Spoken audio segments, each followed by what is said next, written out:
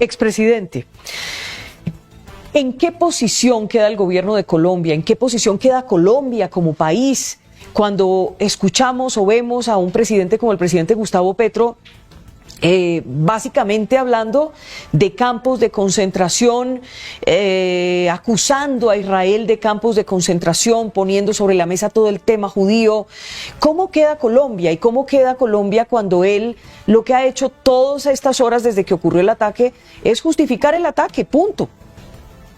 Pues mire, Vicky, yo creo que la mejor forma de hacer una comparación es ver lo que puso en su cuenta de Twitter el presidente de El Salvador, Nayib Bukele, que además tiene orígenes palestinos en su familia. Y él mismo dijo que los que han cometido este acto son criminales y son terroristas y que jamás no debería existir, que son una vergüenza para que ellos se traten de enarbolar las banderas del pueblo palestino.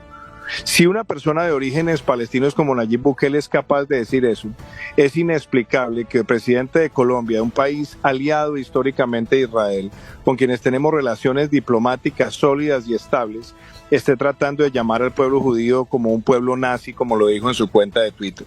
Esto es una verdadera vergüenza desde el punto de vista de relaciones internacionales, pero sobre todo es una humillación a la comunidad judía de Colombia.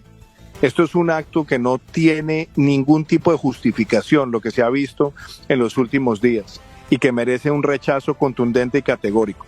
Jamás, además, se ha opuesto a la búsqueda de acuerdos entre el pueblo palestino y el Estado de Israel. Ha sido jamás un permanente conspirador en la construcción de la paz. Entonces me parece que también hay una peligrosa mezcla de arrogancia e ignorancia en los mensajes que han sido emitidos desde la Casa de Nariño. Expresidente, ¿y por qué considera usted que esta es la respuesta del presidente Gustavo Petro? ¿Por qué está actuando de esta manera? Yo no le encuentro justificación alguna, Jairo, y yo creo que hay mucha gente que está desconcertada. La comunidad judía de Colombia está desconcertada, la comunidad internacional está desconcertada. Como le digo, hasta un presidente como Nayib Bukele, que es un presidente de orígenes palestinos, sale con una contundencia muy clara a decir jamás no debería existir, ese grupo debe ser desmantelado. Y por otro lado vemos a un presidente de un país como Colombia, un país que ha tenido un vínculo histórico tan grande, tratando de encontrar justificaciones. Yo creo que hay una peligrosa mezcla de arrogancia e ignorancia, pero sobre todo hay un mensaje que ha sido totalmente negativo hacia el pueblo de Israel y hacia el pueblo judío, que ha sido atacado de manera vil y cobarde, donde han muerto más de 1.000 personas, y sencillamente no condenar el terrorismo en un país que además ha sido víctima del terrorismo como Colombia es lamentable. Y lo quiero decir de una forma muy clara: jamás no representa al pueblo palestino, así como en el caso de Colombia ni el ELN, ni las FARC, ni el M-19 han representado jamás a nuestro país.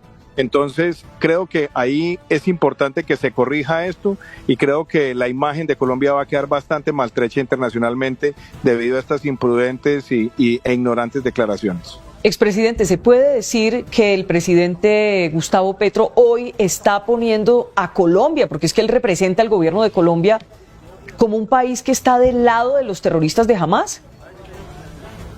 Pues Vicky, yo no me voy a decir si está o no del lado de Hamás. Lo que le quiero decir es la impresión que está dando.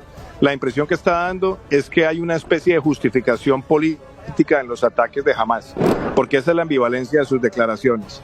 Y eso pues claramente es contrario a lo que nosotros somos. Somos un país respetuoso de la legalidad, somos un país democrático, somos un país que cree en el imperio de la ley y que ha condenado siempre sin ambages cualquier violación a los derechos humanos. Entonces me parece supremamente grave que la posición de quien debe ser símbolo de la unidad de nuestro país, sabiendo además de la importancia que ha tenido histórica la comunidad judía en Colombia, salga con una declaración tan disonante cuando la mayor parte de los gobernantes de este hemisferio han condenado sin ambajes esta actitud terrorista de Hamás.